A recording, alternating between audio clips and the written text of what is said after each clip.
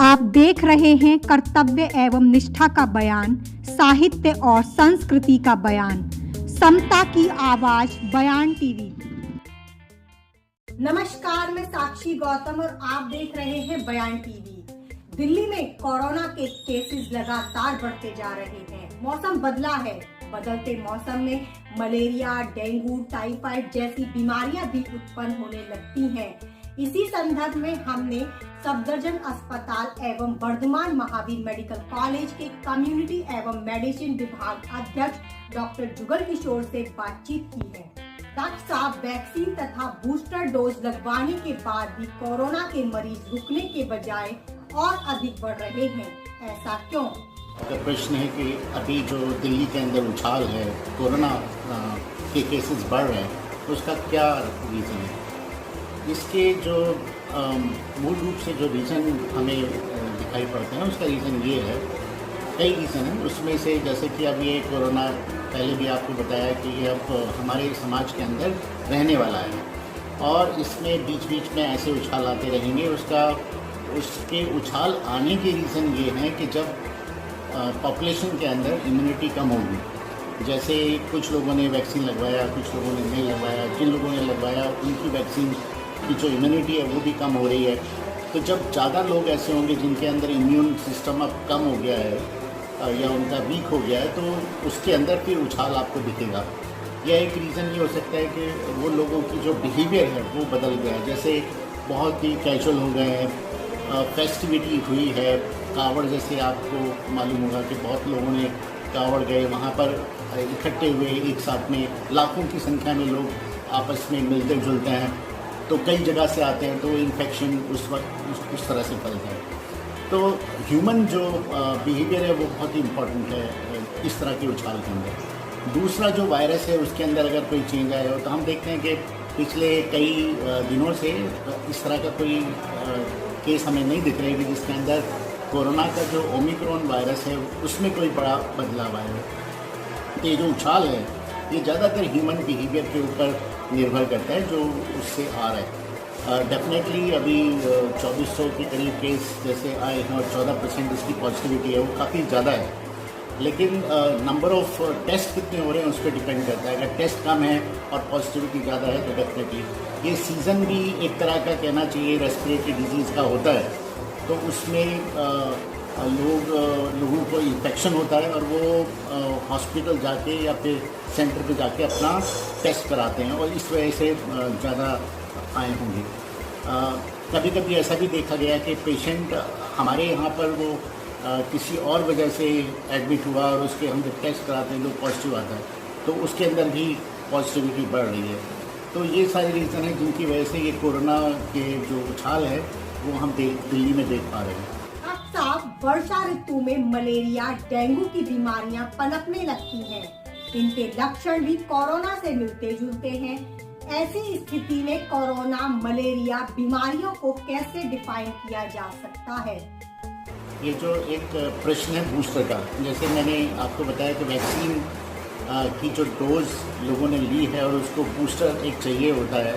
Government ने कहा कि आपको बूस्टर की डोज लेनी है, लेकिन देखा गया कि बूस्टर का जो खपत है या बूस्टर जो लेनी चाहिए लोगों ने बिल्कुल ना के बराबर है। उससे भी प्रॉब्लम है कि हमें एक बूस्टर का डोज का मतलब ये है कि बूस्ट करना अपनी इम्यूनिटी को एक पर्टिकुलर टाइम पे बूस्ट करना। तो वायरस जैसे हमारा कंटिन्यू चल रहा है तो उसमें हमारे को इम्यूनिटी भी बूस्ट करनी पड़ेगी। तो वो देख रहे हैं कि नहीं ले रहे लोग, और वो इसलिए नहीं ले रहे हैं कि लोगों के अंदर एक तो डर है, कोई भी वैक्सीन लगता है या फिर कोई इंजेक्शन लगता है तो लगवाना नहीं चाहते। दूसरा ये कि अब लोगों को मारता नहीं है। अब देख रहे हैं कि ओमिक्रॉन में ज़्यादातर लोग हॉस्पिटल में एडमिट नहीं हुए हैं, ज़्यादा डेथ नहीं हुई हैं, तो उसकी वजह से भी वो कहते हैं कि हमें क्यों लगवाना है। और ये जो आम खांसी जुकाम होते रहते हैं उसकी वजह से भी लोग सोचते हैं कि हम बूस्टर क्यों लगवाएं, तो उसकी वजह से भी हम इस तरह का उछाल देख सकते हैं। दूसरा प्रश्न कि इसके अंदर आपको जैसे मलेरिया है, डेंगू, चिकनगुनिया, ये सब इन्फेक्शन होते हैं। जब बारिश पड़ती है तो हमेशा से हमारे देश के अंदर ये जो मॉस्किटो बॉर्न इन्फेक्शन होते हैं और उसके अंदर भी बुखार होता है, पूरे शरीर में दर्द होता है, आपको खांसी जुकाम भी हो सकता है, वायरल इन्फेक्शन भी इसमें बढ़ जाते हैं। तो हम कैसे डिफ्रेंशिएट करेंगे कि ये डेंगू का पेशेंट है या फिर ये टाइफॉइड है या फिर आपका ये आपका कोरोना वायरस है।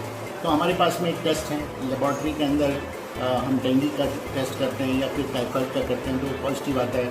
साथ में अगर वो कोरोना का करते हैं और कोरोना पॉजिटिव आता है तो उससे हमें डिफ्रेंशिएट करने में आसानी होती है कि ये किस तरह का केस है।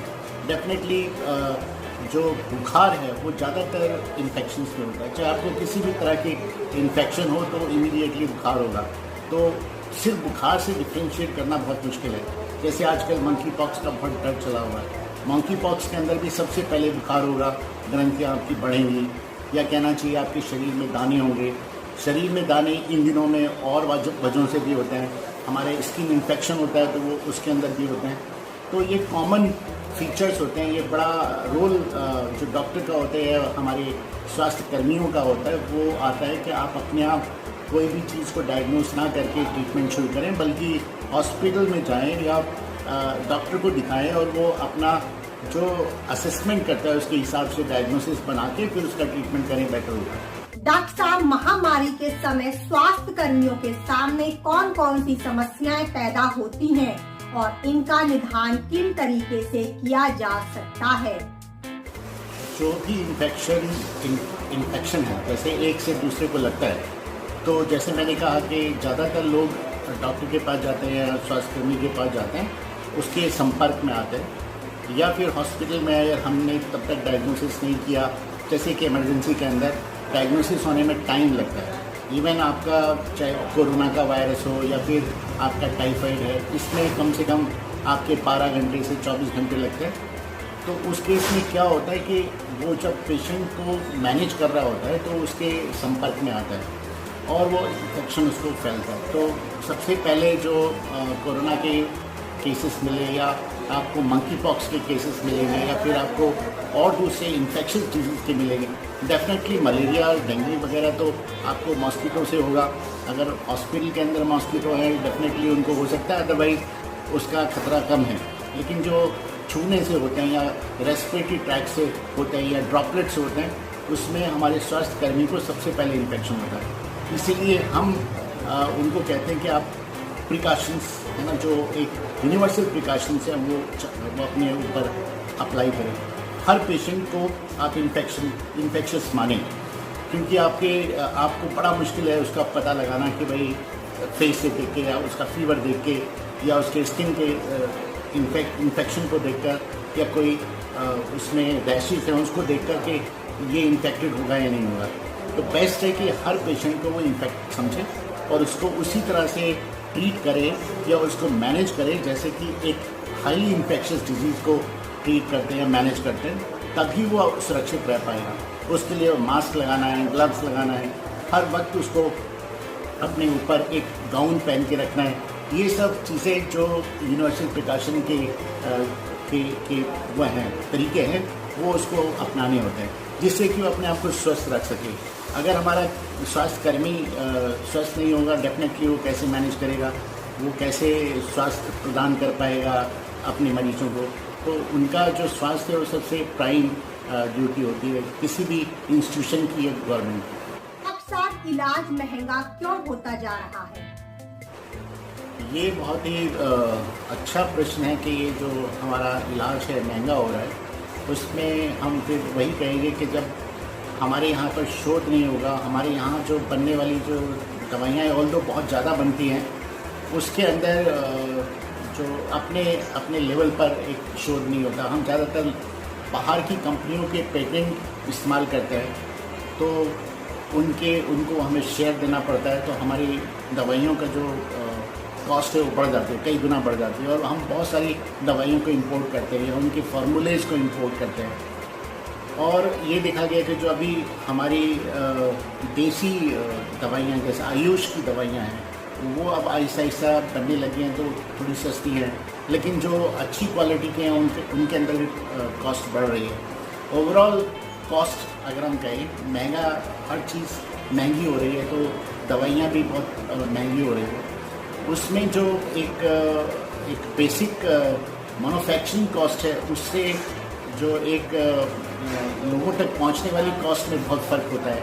और इस पर काफ़ी चर्चा हुई है कि जो बेसिक दवाइयाँ होती है, अगर वो हमारी जेनरिक टर्म्स में या जेनरिक प्रोडक्शन हो तो उसमें शायद बहुत कम आपको लागत लगती है और वो लोगों तक हम पहुँचा सकते हैं। लेकिन जब वो एक ब्रांडेड हो जाती है तो उसमें जो अपनी कंपनी है वो पूरा अपना मुनाफा देखता है और उसकी कॉस्ट कई गुना बढ़ा देता है। तो ये रीज़न है। ये सिर्फ मेडिसिन में नहीं, हर चीज़ में आप देखेंगे कि हमारी कॉस्ट बढ़ ही रही है। तो उससे हमारा इलाज बढ़ रहा है और हमारे जो हेल्थ सिस्टम है वो दूसरे और सिस्टम से कंपेयर करने की वजह से वो अपने आप को पीछे नहीं छोड़ना चाहता। और वो आप अगर देखें जो हमारे फिल्म इंडस्ट्री है उसके अंदर लोगों को जो वो मिलती है, पे मिलती है या उनको जो उसका रेवेन्यू मिलता है वो काफ़ी ज़्यादा मिलता है। तो जब हम कंपेयर करते हैं कि कौन कितनी मेहनत करके कितना कमाता है, तो फिर उस वक्त में जो हमारी हेल्थ इंडस्ट्री है वो भी अपना उसी स्तर पे कोशिश करती है अपने आप को बनाने के लिए। उसकी वजह से भी कॉस्ट बढ़ती है। तो बहुत सारे रीज़न हैं। उसका कम होने का तरीका बस यही है कि हम ओवरऑल जो उस पर जो हमारी बनने की कॉस्ट है या मैन्युफैक्चरिंग कॉस्ट है या फिर कहना चाहिए सर्विस कॉस्ट है, वो तभी कम होगी जब उस पर गवर्नमेंट का बड़ा रोल होगा और उसमें देखेगी कि हम कैसे स्वास्थ्य को एक ह्यूमन राइट के हिसाब से या राइट के हिसाब से हम उसको प्रोवाइड करें, क्योंकि ये एक ज़रूरी चीज़ है। इससे जब आदमी स्वस्थ रहता है तो अल्टीमेटली उसको परिवार को और पूरे समाज को और देश को फ़ायदा होता है। तो इसमें अल्टीमेटली जो हमारी इंस्टीट्यूशंस हैं उनको इन्वेस्टमेंट की ज़रूरत है। तो हेल्थ में इन्वेस्टमेंट बहुत ज़रूरी है, जो नहीं है उतना। खुद पब्लिक अपना इन्वेस्टमेंट करती है, तो उसको हटा के अगर हम और इन्वेस्टमेंट करें, गवर्नमेंट ज़्यादा इन्वेस्टमेंट करे, तो मुझे लगता है इसकी कॉस्ट काफ़ी कम। ये स्वास्थ्य चर्चा आपको हमारी कैसी लगी, हमें नीचे दिए गए कमेंट्स बॉक्स में लिखकर जरूर बताएं। इसी तरह की स्वास्थ्य की खबरों में बने रहने के